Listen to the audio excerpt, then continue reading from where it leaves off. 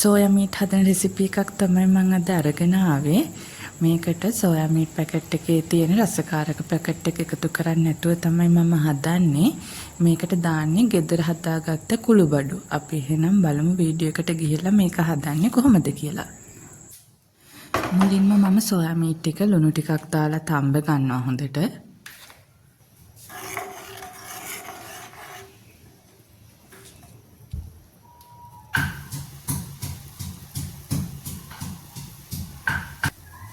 දැන් soya meet එක තැම්බිලා තියෙන්නේ. හොඳට වතුර පෙරලා අරගන්න ඕනේ මේක.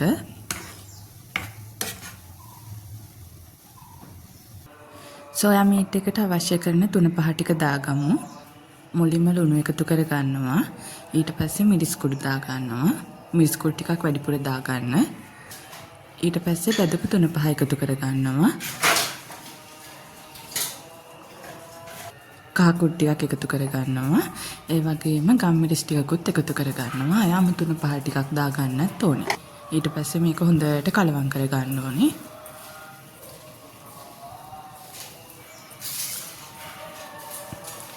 කලවම් කරගෙන මේක විනාඩි 5ක් විතර වගේ තියලා තමයි අපි සෝයා මීට් එක හදන්න ගන්න ඕනේ.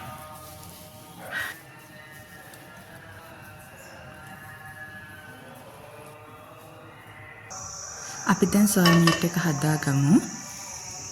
පෑන් එකට මම තෙල් මේස හැඳි 2ක් විතර වගේ එකතු කරගන්නවා.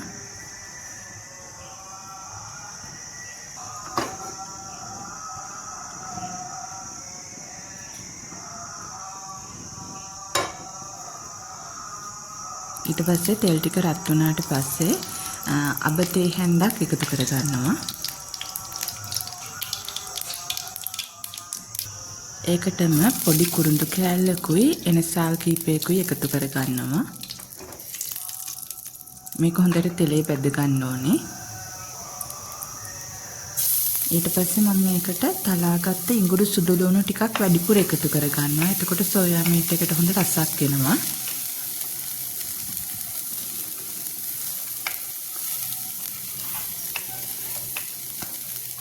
මේක තෙලේ හොඳට බැද ගන්න ඕනේ.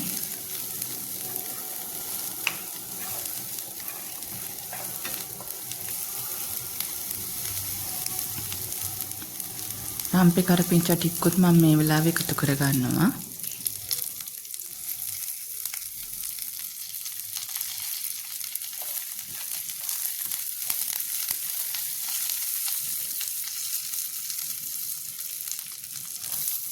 බීලුණු ටිකකුත් එකතු කර ගන්න ඕනේ. මේ ටික ඔක්කොම තෙලේ බෙද ගන්න ඕනේ.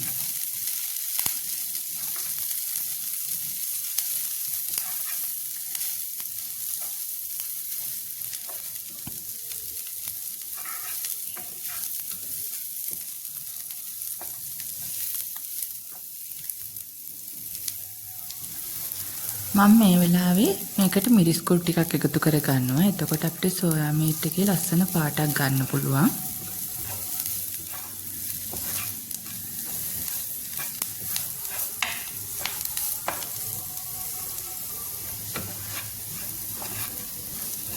මේ ටික ඔක්කොම තෙලේ බැද ගන්න ඕනේ.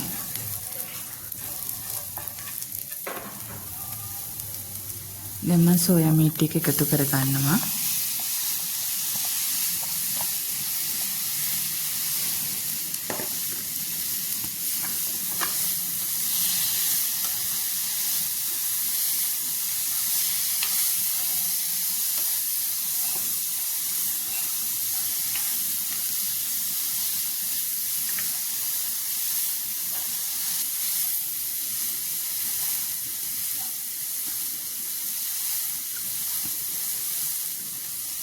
මම මේ වෙලාවේ සෝයා සෝස් ටිකක් එකතු කර ගන්නවා.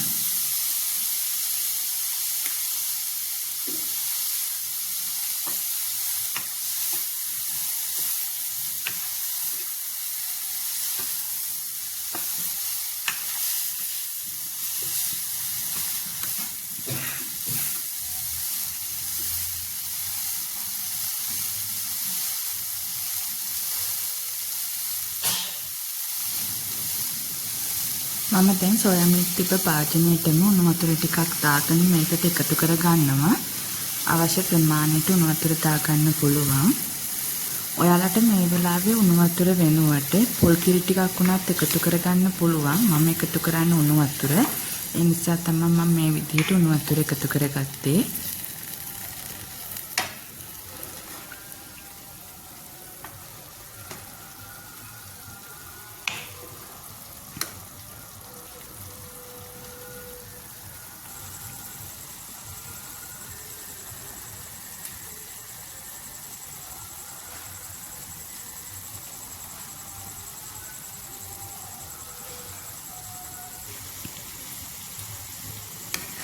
දැන් සෝයා මීට් එක උයාගෙන ඉවරයි.